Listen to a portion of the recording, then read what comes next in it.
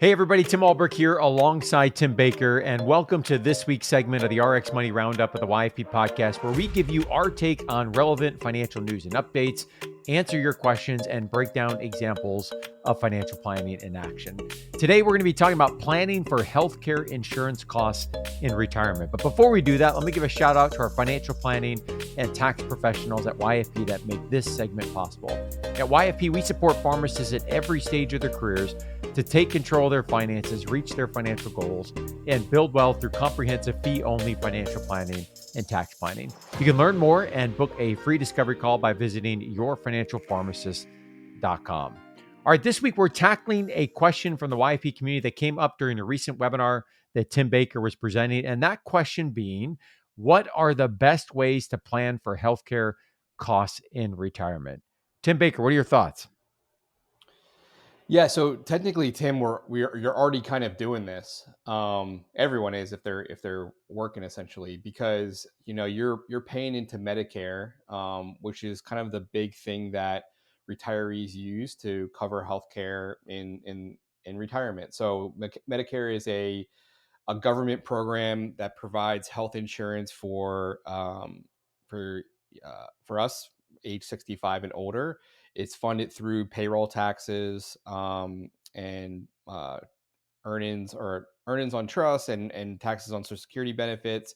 It has annual deductibles and co-payments and co-insurance. So it's not an end all be all. It was never designed to cover all healthcare expenses, and there are no maximum out of pocket limitations. So I think that's the one thing that we have going is that we're already kind of doing it now. I think the thing that I like to and I presented on in this webinar that I did was to understand, like, okay, what chunk of the pie of my retirement assets, so to speak, will go towards healthcare and medical expenses. So Fidelity Investments did a study in 2023. It's called the Fidelity Investments 2023 Retiree Healthcare Cost Estimate. And basically they said, a single retiree age 65 can expect to spend $157,500 on healthcare and medical expenses during retirement. If you're a retired couple, it's $315,000, which doesn't sound terrible. This doesn't include the cost of long-term care, which can balloon those numbers quite a bit, or dental expenses.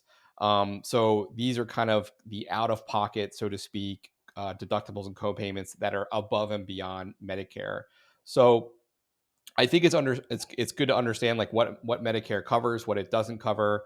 So it doesn't cover, as I mentioned, long-term care. And a lot of people think, like, oh, I'll get, if I get older and I can't care for myself, the government's going to take care of me, and that's not the case. And that typically can be a large chunk of change Yeah. that you have to kind of cover down on yourself. It doesn't cover a lot of most dental care, eye examinations, routine physical exams, believe it or not, hearing aids and exams, or, like I said, custodial long-term care services. So to me, it's kind of a little bit of understanding what it covers, what it doesn't cover, understanding the different parts. And again, I don't think we need to get into each part, but you typically have part A, which is kind of hospital insurance. Part B is your outpatient. Part C is a Medicare Advantage plan, which is typically an alternative to A and B. And this is provided by private insurance companies, so they can get in there and compete essentially with the government. And then part D is your prescription drug. So if you kind of understand it, and this is a a problem, not a problem, but this is something that, as part of your retirement, Tim, you should look at annually, because it changes annually. And it's not like the Social Security decision where you kind of make that once and then you let that ride. This is something that you should be reviewing on the regular. So, and what I mean by that is just kind of look at the different, plans that are out there. If you're using supplemental Medigap, if you travel, if you kind of do the snowbird thing, all of these kind of variables, playing what type of medication that you take, all of these variables, kind of play a part in this whole analysis year to year. So the way that I think one should prep for this part of retirement is, again, understanding the landscape, understanding, your own, medical needs and wants, everything in terms of, prescriptions, that type of thing, your location, even regionally, things change, especially, in the private.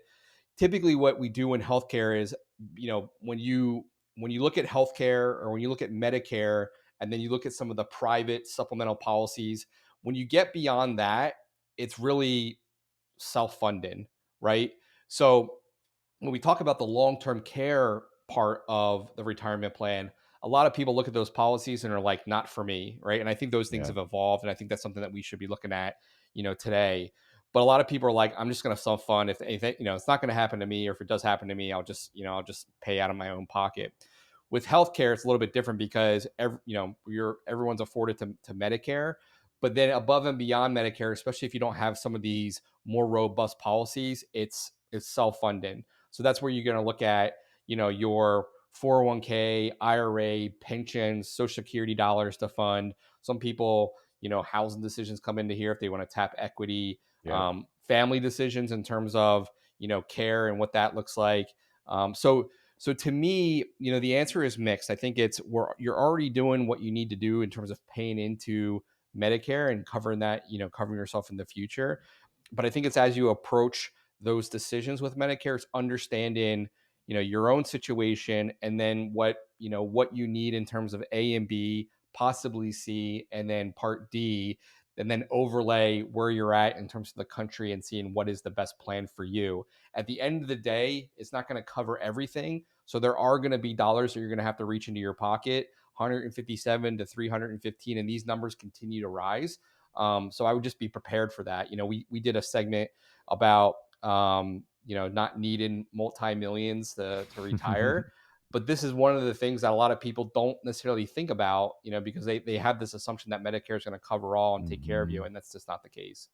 Yeah, I think too, when you hear those numbers, 150 to 300, obviously, what those will be when people get to retirement and what their individual situation is will be different. But nonetheless, I think we underestimate, it's fair to say, the amount of our nest egg that we're going to need to fund healthcare expenses, right? Even with Medicare coverage, of course, we still have premiums. We got deductibles, depending on the plan. Those might be higher, they might be lower.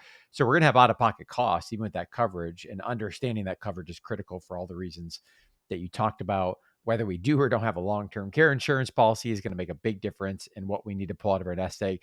The other piece I'm thinking about here too, Tim, would also be the HSA. And That's probably right. Mm-hmm.